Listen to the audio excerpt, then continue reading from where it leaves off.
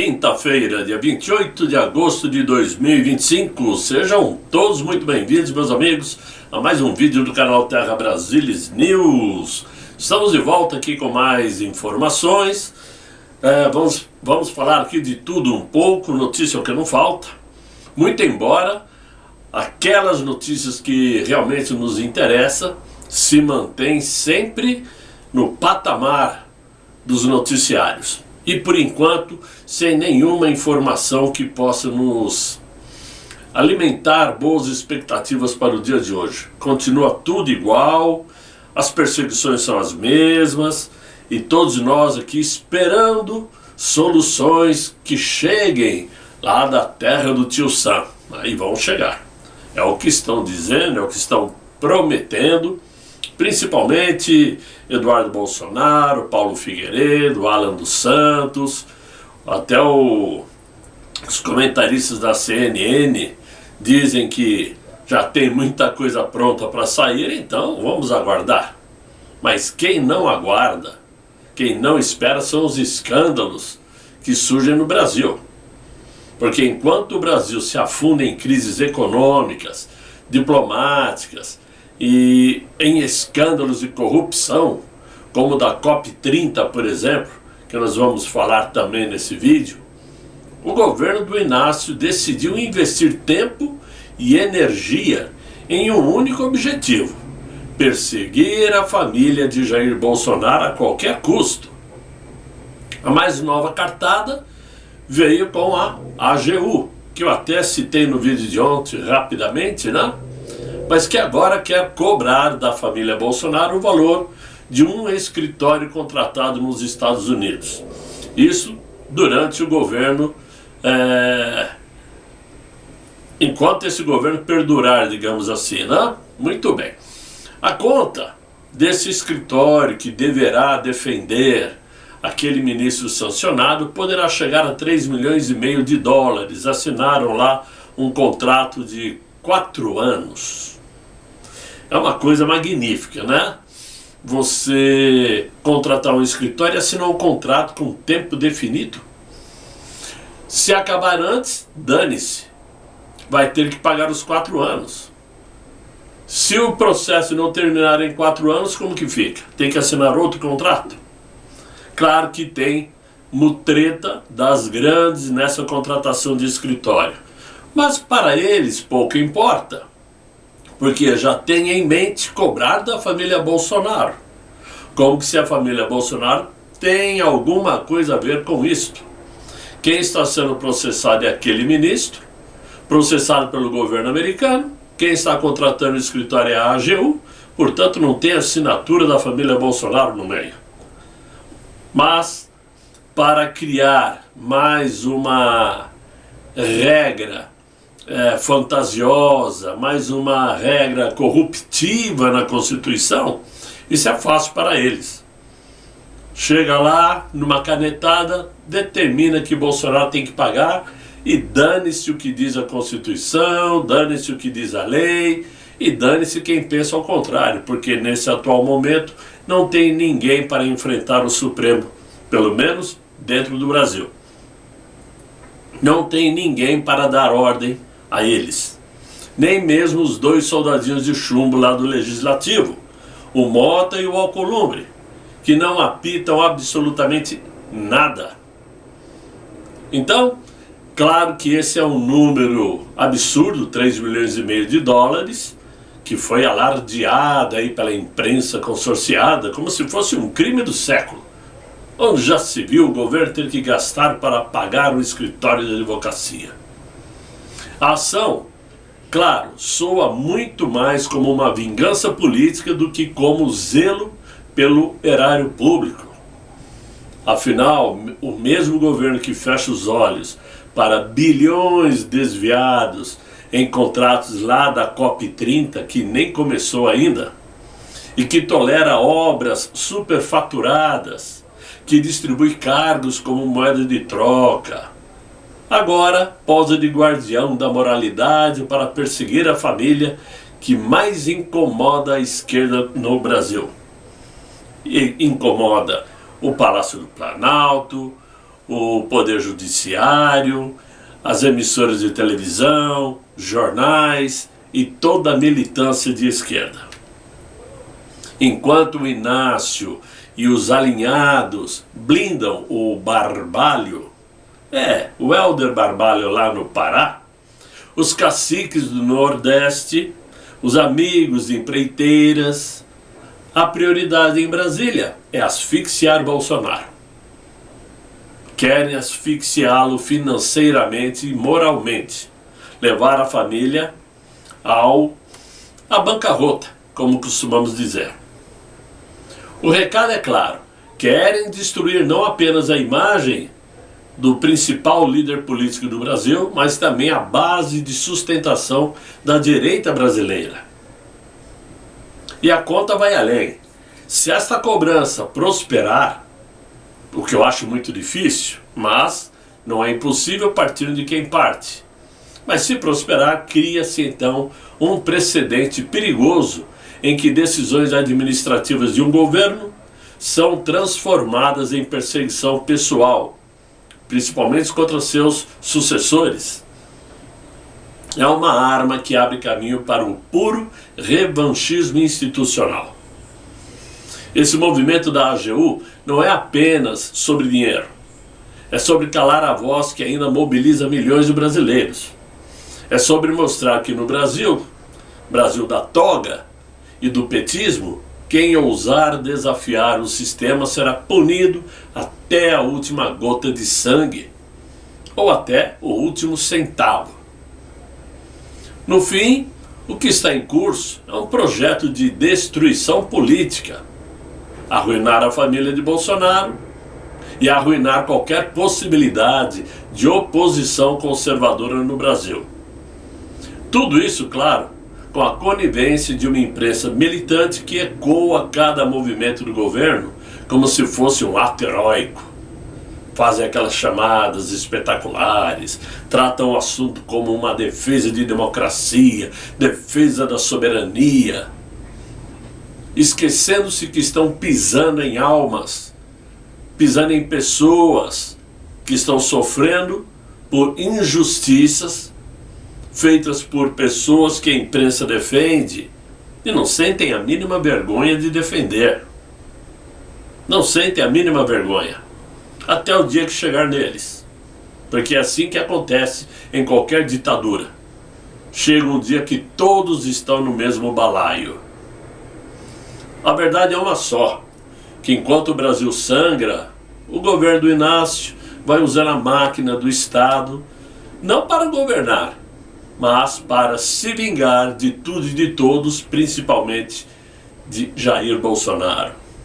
Agora, mudando de assunto, o Brasil acordou hoje diante de um escândalo que mistura corrupção, lavagem de dinheiro, fraude fiscal e terror. A revelação de que o primeiro comando aqui de São Paulo transformou o setor de combustíveis em seu braço bilionário de poder. Todos já sabiam, até já comentamos em vídeos, o número de postos de combustíveis que pertenciam e ainda pertencem ao grupo criminoso de São Paulo. Mas parece que a Justiça, a Polícia Federal, o próprio governo deu de ombros para isso. Só que hoje estourou a bomba. O que veio à tona não é apenas mais uma operação policial, mas a radiografia de um Estado capturado pelo crime organizado, enquanto o atual governo prefere fechar os olhos e fingir que não sabia de nada. É mesmo? Puxa vida! Como se não soubessem.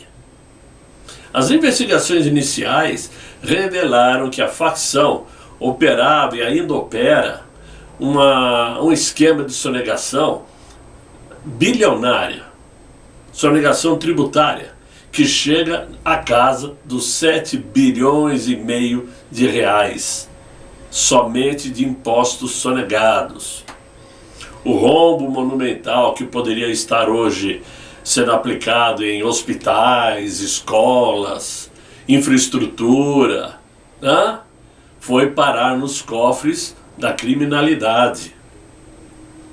Não bastasse isto, veio o segundo capítulo. 46 postos de combustíveis em Curitiba movimentaram inacreditáveis 23 bilhões para o crime.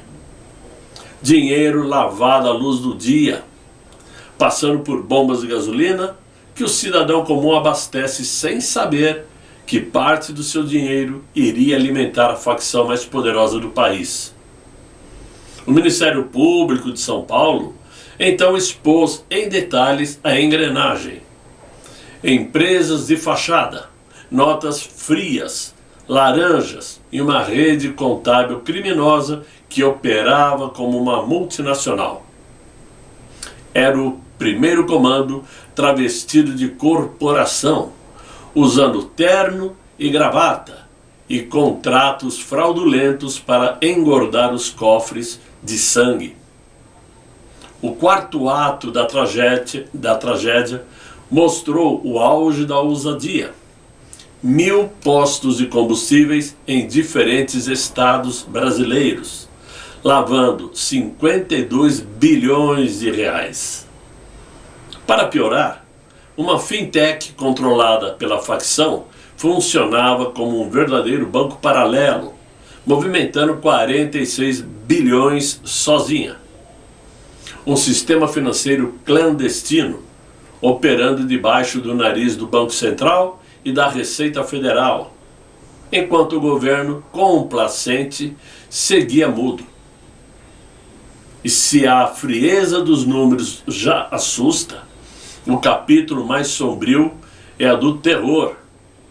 Fazendeiros, donos de usinas e de postos de combustíveis eram obrigados a vender seus negócios ao primeiro comando, sob ameaça de morte.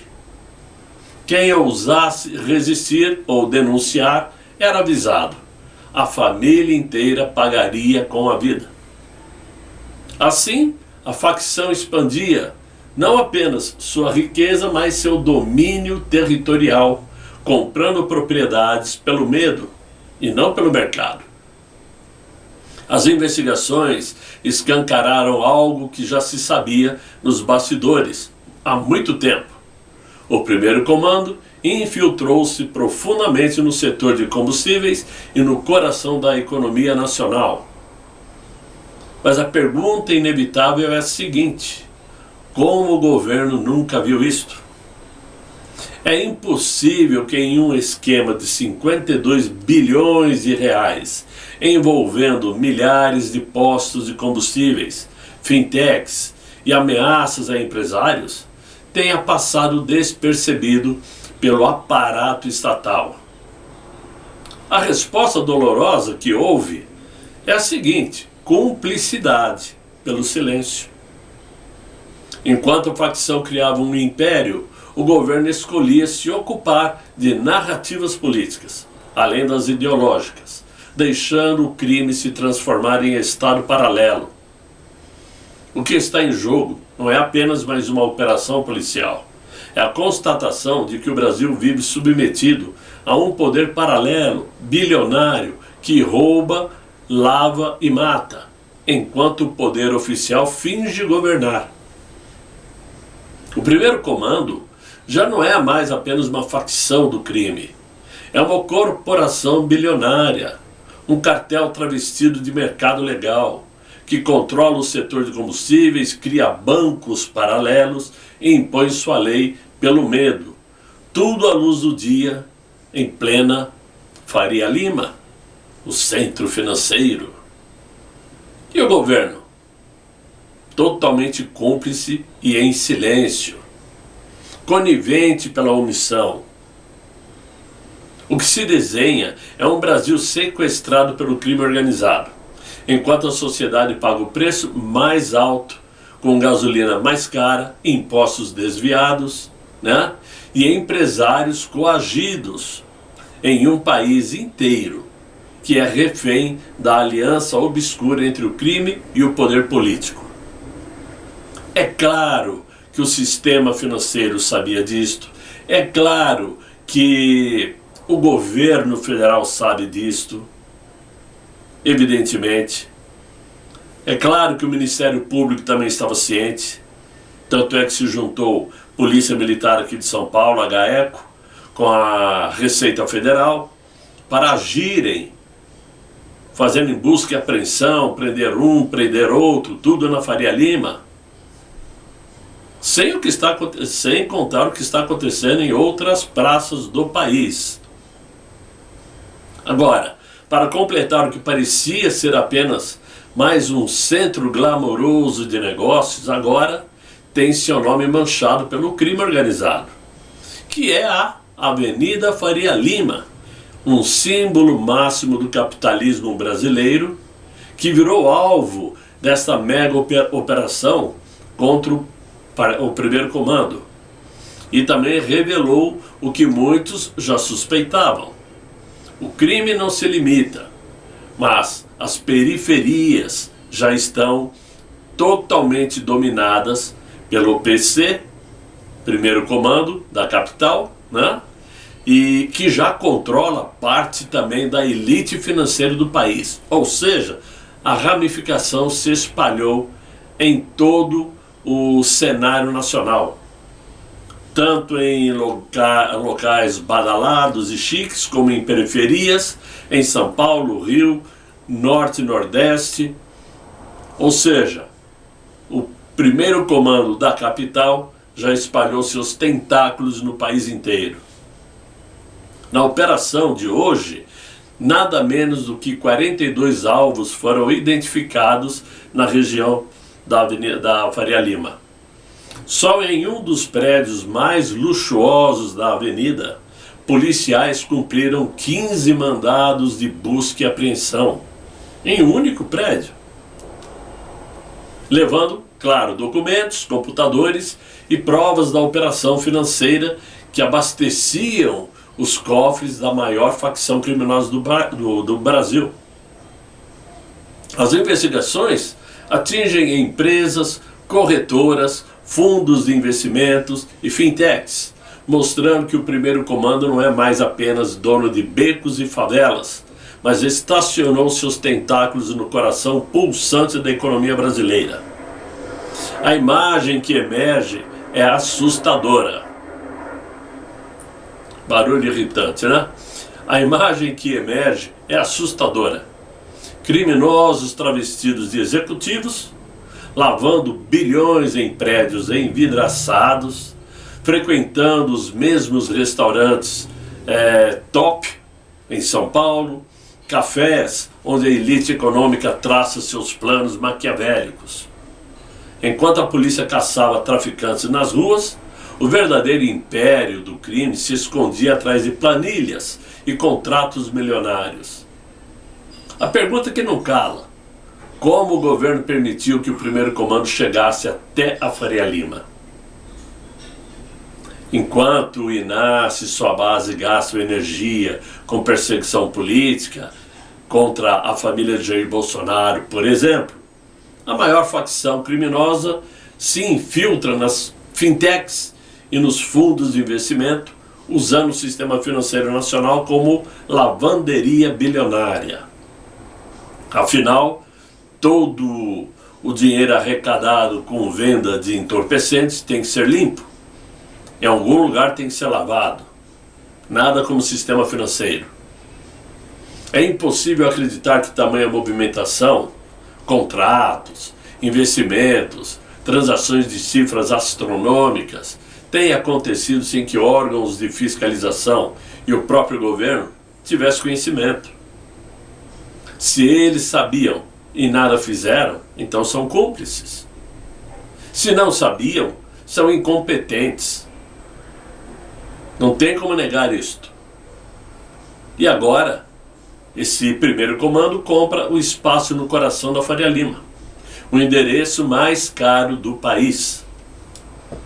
A verdade é que o crime organizado virou uma corporação bilionária, agindo sob as barbas do governo, enquanto o Inácio insiste em se vender como líder global em clima de inclusão social. e ao mesmo tempo coloca o Brasil como o vendedor de ilusões, escondendo do resto do mundo que sua maior avenida de negócios virou a avenida do crime. E o resumo disso tudo é cruel, porque o crime se sofisticou, elege parlamentares, formam advogados, desde a infância vão estudando garotos para chegarem um dia a se tornarem advogados, né? Fazendo a polícia correr atrás sem vontade alguma de alcançar, sabendo quem é quem, né? E o governo finge não ver. É muito mais fácil colocar a Polícia Federal atrás de Jair Bolsonaro do que atrás do crime. A Avenida Faria Lima, que já foi sinônimo de poder financeiro, agora é também símbolo da falência moral e institucional do Brasil. Agora, triste mesmo é saber que cada dia que passa o nosso país fica muito mal falado lá fora. E a prova disso é que o COP30, que será realizado em Belém do Pará, se transformou num cabaré de verbas. Um escândalo que já mancha a Conferência do Clima em Belém. Nem começou e já está manchada.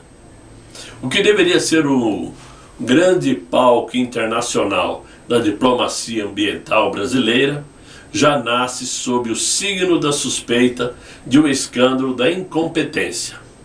Porque a tal celebrada COP30, que o governo do Inácio transformou em propaganda oficial de prestígio global, escancarou ao mundo aquilo que todo brasileiro já sabe. Um evento bilionário usado como palanque político, máquina de desvio e trampolim para os velhos caciques do país, principalmente os do Pará. A nova polêmica não poderia ser mais simbólica. Lá em Belém, com a falta de leitos de hotéis e os preços superfaturados, os cruzeiros marítimos foram contratados para hospedar delegações estrangeiras, porém com restrições ao menos de 20 países, como Haiti, Cuba, Irã, Coreia do Norte e diversas nações africanas. A questão é que os navios e cruzeiros que foram contratados pertencem a empresas americanas e que, na prática, não podem hospedar países sancionados. Um detalhe escandaloso: a conferência que prega inclusão, igualdade e justiça climática já começa excluindo países inteiros, transformando o discurso ambiental em hipocrisia de luxo. E como não se bastasse isto, surge um grande escândalo de corrupção ligado ao evento. Suspeitas fortíssimas de desvio de verbas bilionárias pelo governador Helder Barbalho, o que não é novidade nenhuma para a família Barbalho, né? Nada mais previsível. Afinal, não é segredo que a COP em Belém foi vista pelo clã político como uma mina de ouro perfeita. Contratos emergenciais, cruzeiros superfaturados, hospedagem obscuras e cifras que evaporam como fumaça na Amazônia, que já está em chamas. Enquanto isto, a população do Pará segue convivendo com favelas, falta de saneamento e insegurança, sem ver um centavo de real dos bilhões despejados no evento. O silêncio do governo Inácio diante desse vexame é ensurdecedor. O dito presidente, que transformou a COP30 em bandeira ideológica, finge não perceber que o evento já se tornou um circo diplomático manchado por corrupção, exclusão e privilégio. O Brasil, que deveria brilhar como líder climático, aparece para o mundo como um país onde a salvação ambiental é apenas a nova desculpa para saquear cofres públicos. A COP30 não começou oficialmente, mas já virou o maior escândalo climático político da história brasileira. Um símbolo de como o desgoverno Inácio e seus aliados transformaram a Amazônia em vitrine para estrangeiro e em caixa eletrônico para os barões locais. É muito triste nós termos confirmados oficialmente tudo aquilo que nós já suspeitávamos anteriormente. Porque no Brasil é fácil suspeitar quando alguma ação do governo esconde algum jogo sujo. O governo, principalmente do Inácio, nunca dá nada para a população desde que não tenha alguma manobra escondida por detrás. Só que a verdade, ela teima em aparecer. Ela pode ser lenta, mas ela aparece. Ela surge. Não há como esconder. E com relação ao primeiro comando da capital, essas informações, a meu ver, são antigas. Eu mesmo já fiz alguns vídeos falando do primeiro comando da capital. Os que me acompanham há mais tempo vão se lembrar. Eu sempre disse que quem manda no Brasil é o primeiro comando. Manda mais que a Suprema Corte. E aí vocês terem suas conclusões do porquê cada um age de um jeito, né? Todos precisam obedecer o sistema, e o sistema trabalha hoje na Faria Lima, mas com a chancela do primeiro comando da capital. Todos ali estão sob olhares dos líderes do grupo criminoso. Essa é a nossa triste realidade. Por isso que o Brasil se encontra nessa situação. Enquanto isto, aqueles que precisam de socorro vão amargando dias sem fim, como os que estão presos. Os que estão presos pelo dia 8 de janeiro sem nada terem feito. Como Daniel Silveira, que não há meio de ser libertado, mesmo estando doentes, com problema em sua perna. Como Felipe Martins, que insistem em manter preso.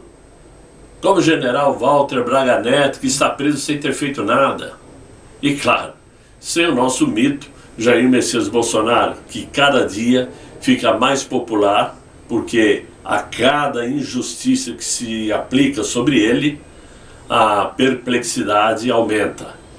E ele certamente sabe de sua força popular, por isso ele aguenta firme e jamais fugiria.